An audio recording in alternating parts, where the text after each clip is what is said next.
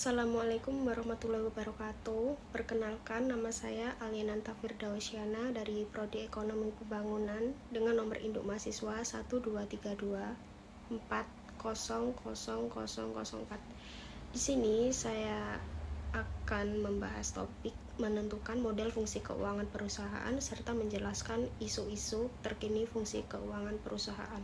Sebagai tugas ETS mata kuliah pengantar bisnis dengan dosen pengampu Bapak Dr. Muhammad Yasin SEMM. Masuk bab pertama, latar belakang.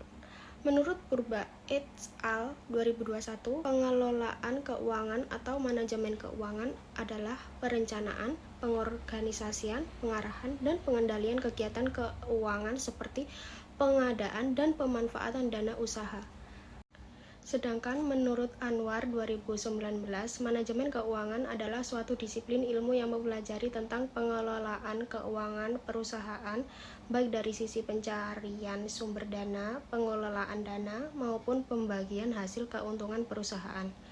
Secara harfiah, pengelolaan keuangan, manajemen keuangan, berasal dari kata manajemen yang memiliki arti mengelola dan keuangan yang berarti hal-hal yang berhubungan dengan uang seperti pembiayaan, investasi, dan modal.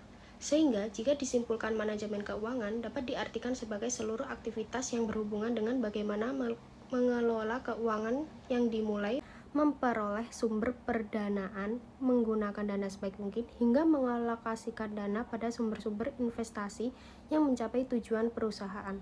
Armereo et al. 2020. Manajemen keuangan menurut para ahli dalam Irvani 2020, manajemen keuangan dapat didefinisikan sebagai aktivitas pengelolaan keuangan perusahaan yang berhubungan dengan upaya mencari dan menggunakan dana secara efisien dan efektif untuk mewujudkan tujuan perusahaan. Kita masuk rumusan masalah. 1.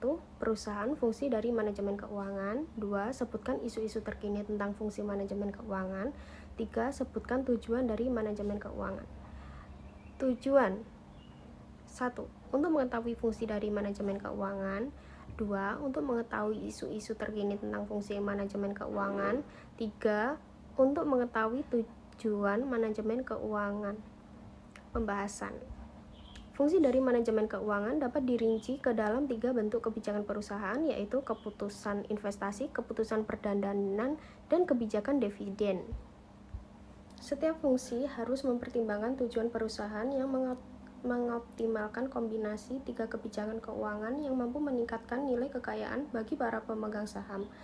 Ketiga fungsi manajemen keuangan harus dipertimbangkan yang membawa dampak sinergis terhadap harga saham perusahaan di pasar. Beberapa isu keuangan yang paling umum dihadapi perusahaan dan dampaknya terhadap kinerja bisnis. 1. Arus kas yang bermasalah.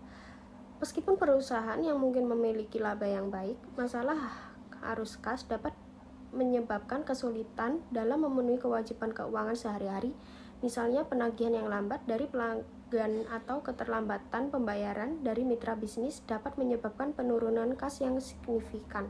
Akibat perusahaan dapat mengalami kesulitan dalam membayar gaji karyawan, membayar tagihan, dan memenuhi kebutuhan operasional lainnya. 2. Terlalu mengandalkan beban utang. Ketika perusahaan mengandalkan terlalu banyak pada perdandanan eksternal seperti pinjaman bank atau penerbitan obligasi, mereka dapat terjebak dalam beban utang yang berlebihan. Jika perusahaan tidak dapat mengelola utang mereka dengan baik, hal ini dapat menyebabkan pembayaran bunga dan cicilan utang yang berat, mengurangi likuiditas, serta merusak citra perusahaan di mata kreditor dan investor. 3. Pengelolaan model yang buruk. Model kerja yang merujuk pada sumber daya keuangan yang digunakan perusahaan untuk menjalankan operasional sehari-hari. Jika perusahaan tidak mampu mengelola modal kerja dengan efisien, mereka juga dapat mengalami kekurangan dana untuk membeli persediaan, membayar gaji, atau memenuhi kebutuhan bisnis lainnya. Hal ini berdampak negatif pada operasional perusahaan dan menghambat pertumbuhan bisnis jangka panjang. Kurangnya perencanaan yang matang, strategi yang kurang tepat, kurangnya perencanaan keuangan yang efektif juga dapat menjadi masalah yang sering dihadapi oleh perusahaan. Tanpa perencanaan keuangan yang matang, perusahaan mungkin tidak dapat mengantisipasi kebutuhan keuangan masa depan, menghadapi resiko tak terduga, atau memanfaatkan peluang bisnis yang muncul. Ketidakmampuan untuk merencanakan keuangan dengan baik dapat menyebabkan ketidakstabilan keuangan jangka panjang dan menghambat pertumbuhan perusahaan. 5. Strategi yang kurang tepat. Dalam menghadapi hal ini, penting bagi perusahaan untuk memiliki strategi dan kebijakan yang tepat. Pertama, perusahaan yang harus memastikan bahwa mereka memiliki manajemen keuangan yang kompeten dan berpengalaman. Manajemen yang efektif dapat membantu mengidentifikasi dan mengatasi masalah keuangan.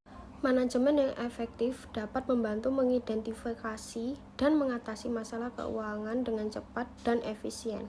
Selain itu, perusahaan juga harus melakukan perencanaan keuangan yang teratur dan memantau arus kas serta posisi keuangan mereka dengan cermat. Berikut beberapa tujuan manajemen keuangan. 1. Memaksimalkan keuangan dengan memberi wawasan. Contohnya, wawasan terkait kenaikan biaya bahan baku yang dapat memicu kenaikan harga pokok penjualan. 2. Melacak likuiditas dan arus kas untuk memastikan bahwa perusahaan punya cukup uang untuk memenuhi kewajiban. 3. Memastikan perusahaan patuh terhadap peraturan negara hingga industri. 4. Mengembangkan skenario keuangan berdasarkan keadaan bisnis sekarang dan prediksi terkait berbagai hasil berdasarkan kemungkinan kondisi pasar di masa depan. Masuk ke kesimpulan. 1. Fungsi dari manajemen keuangan dapat dinilai ke dalam bentuk, yaitu A. Keputusan investasi, B. Kebutuhan perdandan, C. Kebijakan dividen. Yang kedua, isu-isu keuangan yang paling umum dihadapi perusahaan dan dampaknya terhadap kinerja bisnis. A. Arus kas yang bermasalah, B. Terlalu mengandalkan beban utang, C. Pengelolaan modal yang buruk, D. Kurangnya perencanaan yang matang, E. Strategi yang kurang tepat. Nomor 3. Tujuan manajemen keuangan. A. Memaksimalkan keuangan dengan memberi wawasan, B. Melacak likuiditas dan arus, C. Memastikan perusahaan yang patuh terhadap peraturan negara hingga industri, D. Mengembangkan skenario keuangan berdasarkan keadaan bisnis, E. Interaksi yang efektif dengan investor dan direksi. Masuk ke saran, yaitu 1. Lakukan analisis menyeluruh terhadap kondisi keuangan perusahaan secara berkala, identifikasi akar masalah dari setiap isu yang muncul. 2. Buatlah perencanaan keuangan jangka pendek dan jangka panjang yang realistis dan terukur. Liburkan seluruh departemen dalam proses perencanaan ini. 3. Implementasikan sistem informasi keuangan yang terintegrasi untuk memudahkan pengumpulan, pengelolaan, dan analisis data keuangan. 4. Lakukan evaluasi terhadap kinerja keuangan secara berkala yang berbanding dengan target yang ditetapkan. Oke, sekian. Terima kasih. Thank you.